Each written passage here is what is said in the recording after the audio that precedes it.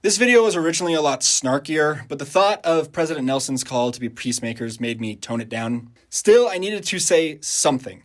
So here's the point. Cardon Ellis, I think you were deeply wrong in how you called out Taylor Halverson. I'm Avery, by the way. I was actually an editor of the Scripture Central series, Come Follow Me Insights, often called the Taylor and Tyler Show. And I really only have two things I want to say.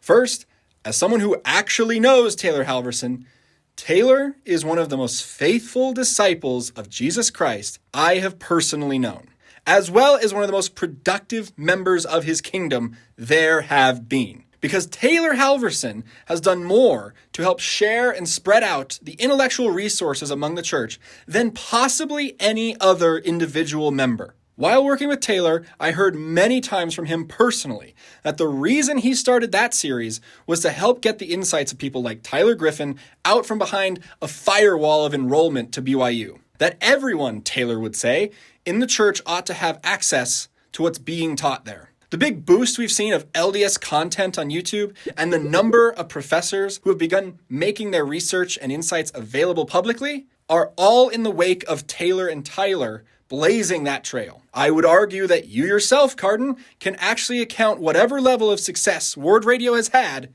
as ultimately thanks to Taylor Halverson's efforts in raising the tide of LDS content. Second thing, how you called Taylor out was extremely un-Christ-like. Now, it's important that you know, I don't consider calling people out publicly, nor calling people out publicly by name, un-Christ-like in itself.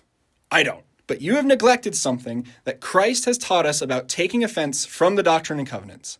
That when a brother offends you in private, you start in private, between him and thee alone. Open rebuke is reserved for open offense, but you took what seems to be this private message to someone who wasn't even Jonah Barnes and brought it up before the entire world to see. 42 adds that if someone offend in secret, they should be rebuked in secret. Unless you think this is just talking about stuff like stealing from church members, Christ finishes with this point.